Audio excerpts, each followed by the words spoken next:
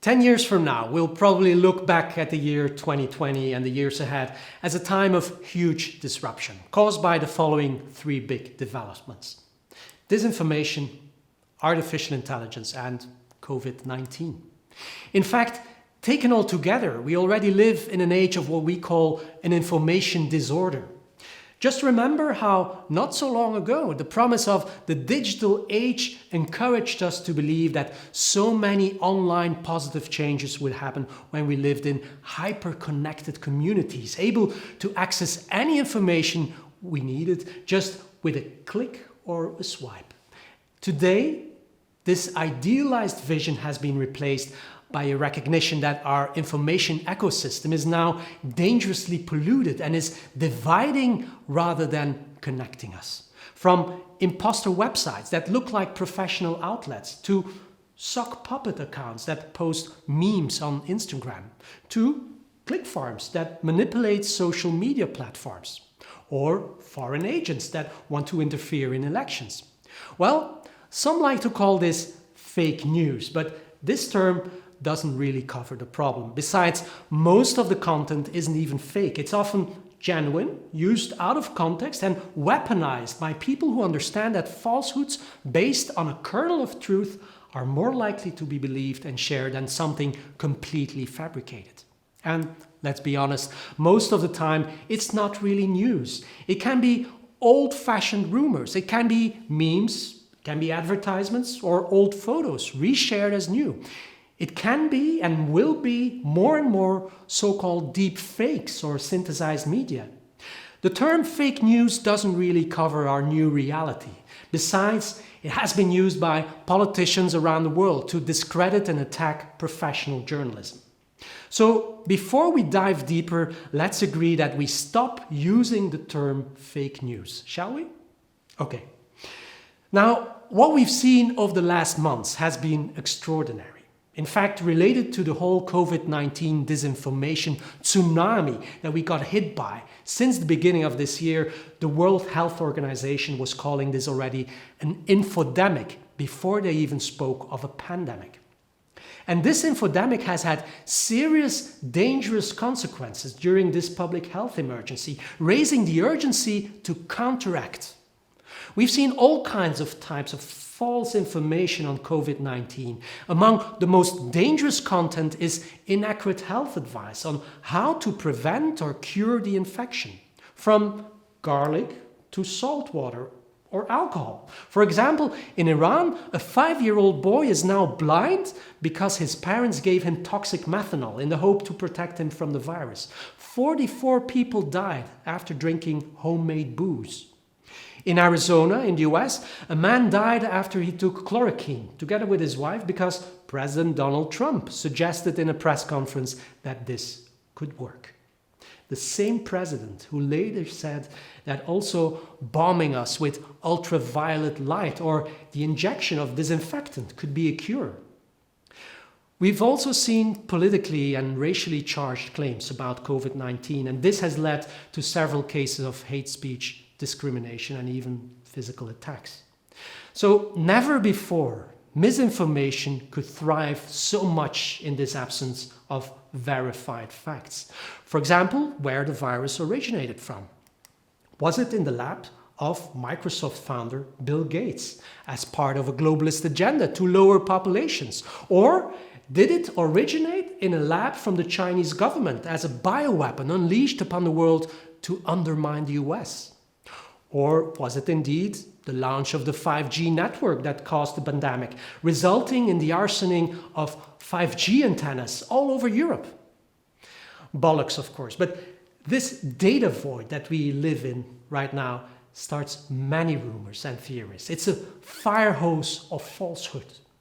One of the falsehoods came in the form of this video that went viral, showing bats, rats, snakes, cats, you name it, ready to be cooked and eaten. It was said that this was the market where the virus originated from, in the Chinese city of Wuhan, while in reality it was a video from Indonesia, shot the year before.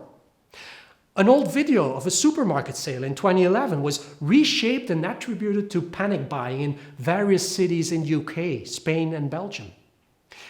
This false video apparently shows how the virus could be spread through farting. And in this video, the Belgian Prime Minister is saying that the corona pandemic has the same cause as climate change. This was a deepfake created by the climate change activists of Extinction Rebellion. In fact, this was a world premiere for Belgium, the first real political deepfake. Now, how do we explain this infodemic? You could say, hey, there's nothing new. Online misinformation has been around since the mid-90s. But in 2016, several events made it clear that darker forces had emerged. Automation, micro-targeting, and foreign actors were feeding information campaigns designed to manipulate public opinion at scale.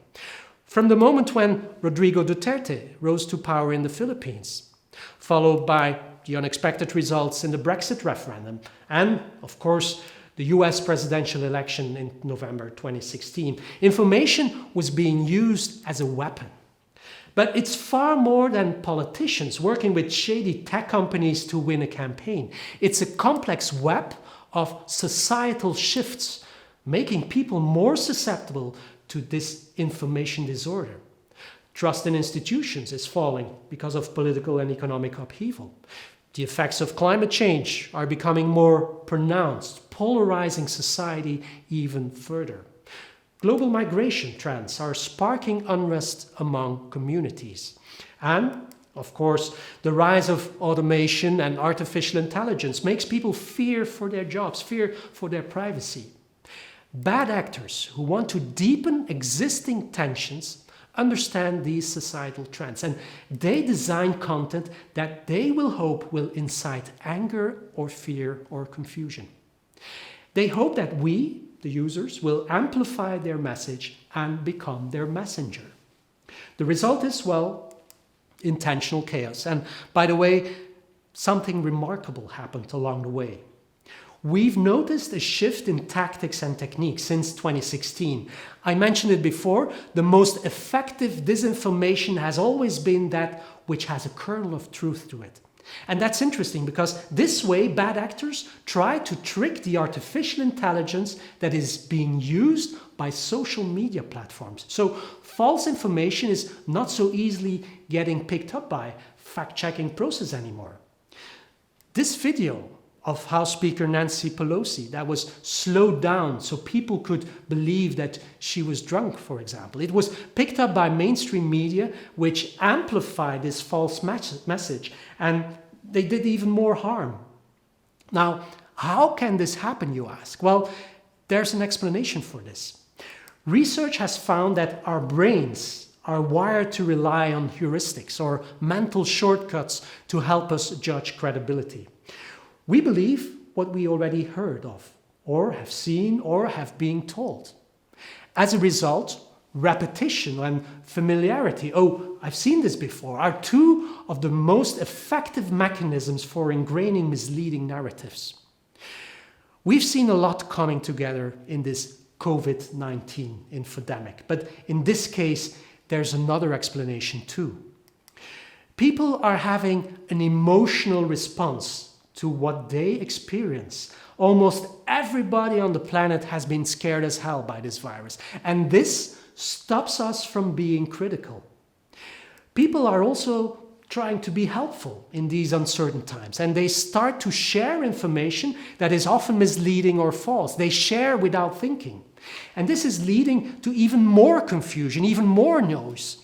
So neuroscientists have shown that we are more likely to remember information that appeals to our emotions. As a species, we are also hardwired to gossip. Psychologists have shown that gossip to humans is akin to behavior gorillas display in groups. While they pick fleas of each other to connect, we connect by sharing information, sharing rumors, conspiracy theories, and fabricated content. People like to feel connected to a tribe that could consist of people who like to share food pictures, or members of the same political party, or climate change activists, or even parents that don't vaccinate their children. Now, just like this new coronavirus, disinformation disorder will not easily go away. But let's try and see how we can help and solve this. It's easier said than done, of course, but we've seen already all kinds of hopeful signals over the last months. Social media companies have taken steps to promote factual content and combat misinformation. WhatsApp has made it more difficult to forward messages to multiple groups, while platforms such as Twitter and Facebook increase their capacity to detect and stop posts that are seen as misleading, collaborating with fact-checkers around the world. So yes, tech companies, they play a huge role in stemming the tide of misinformation, and I'm very glad to see that they are working on it. But we have to realize that this cannot be solved by engineers alone or by algorithms. More is needed. And luckily, we've seen many news outlets ramping up their efforts to bust falsehoods. At the Belgian VRT, where I work, we now have a dedicated team of fact-checkers, and these checks are a 24-hour job. We've never had a story like COVID-19 where the facts are changing so quickly. There's also a challenge of which misinformation is worth debunking and which ones are we given even more fuel to spread. And we use the latest technology, and for example, we launched a chatbot where people can ask questions about news that they doubt. But fact-checking alone is not enough. As a research fellow at Stanford University, I've been trying to find technological solutions to detect doctored media or deepfakes. How can we use artificial intelligence to fight media created by artificial intelligence? It's not an easy process, it will take time as we are in an AI arms race. But one thing is certain, we do not have a permanent solution to weaponized narratives. So should we then adapt to this new normal? You see, this is the point where you and I come into play.